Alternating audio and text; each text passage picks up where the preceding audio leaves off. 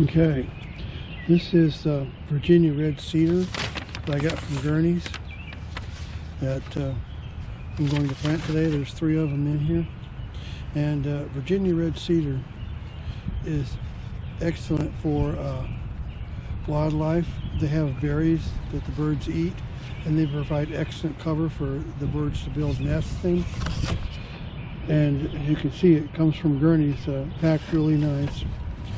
So let's dig this out and get them planted.